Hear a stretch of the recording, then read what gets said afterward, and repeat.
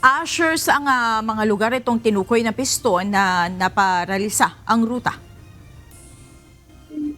Monica, malaking bahagi ng Metro Manila, Bicol Region, Cebu at iba pang urban areas ang naparalisa ang operasyon ng pampublikong transportasyon. Ito ay batay lang sa datos na nakalap ng grupong pagkakaisa ng mga samahan ng mga tsuper at operator nationwide o piston.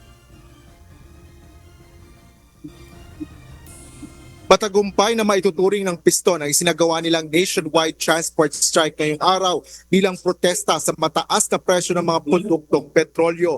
Panawagan ng grupo ang pagbubuwag ng oil deregulation law, excise tax, value-added tax of VAT at ibaba ang presyo ng crudo sa 55 pesos kada litro. Ayon kay Modi Floranda, National President ng Piston, kabilang sa mga nakilahok sa tigil pasada ay ang mga pampasaherong jeep, tricycle at taxi mula sa iba't ibang lugar sa bansa.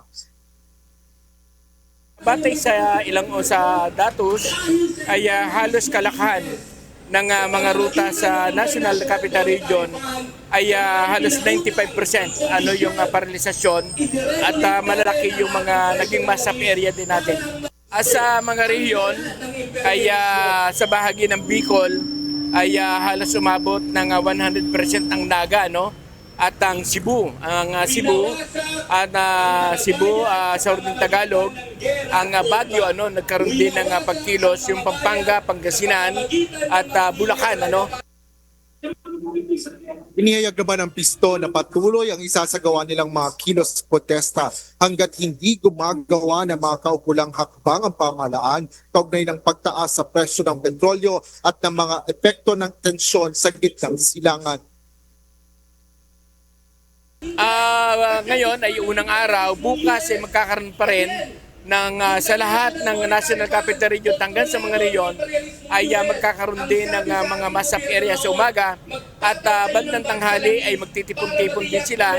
Kung dito sa NCR ay magkakaroon tayo ng pagtitipon dito sa ganap na alas 12 ng tanghali at pupunta tayo sa luklukan ng kapangyarihan ni Bongbong Marcos sa Mindiola. Kasabay ng kilos protesta ng ilang grupo sa Quezon City, nakaisa naman ang ilang PUV drivers sa tigil pasada ng mga pampasaherong sasakyan. Ayon sa ilang driver, kahit bumiyahe sila ay wala rin naman silang kikitain. Ito po ang paraan namin, baka sakali mapakinggan po kami kasi po totohanan lang, pagpatuloy pa na nagtaas ang produkto ng petrolyo, halos di na rin po kami makakapaghanap buhay. Paano ka maghahanap buhay na yung kikitain mo sa gas na lang mapupunta. Kung sakali po, mapipilitan kaming maghanap ng alternatibong hanap. Karamihan ng mga driver magugutom ang pamilya. Lalo lang yung lumalagari kasi yung diesel, kailangan pagtatakbo ka, kailangan yung round trip mo, sumobra dun sa ikakarga mong diesel. Pag eksakto lang, halos wala ka nang iuwi.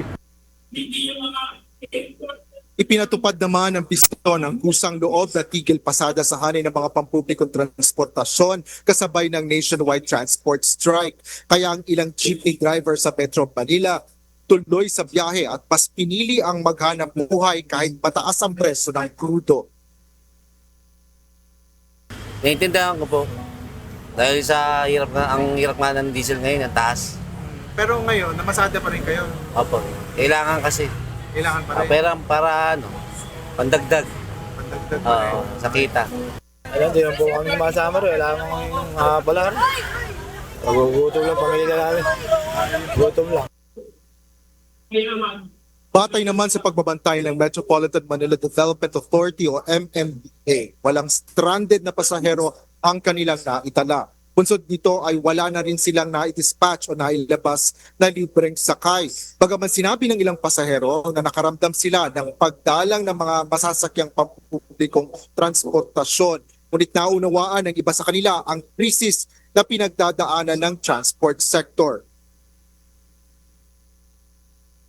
Doon sa Cubao, mahirap. Anong nangyari po sa walang sasakyan? Madalang. May jeep kaya lang madalang. Sa ngayon, nahihirapan din kasi yung iba puno. Tapos yung iba, konti na lang din yung ibang bumabiyahe.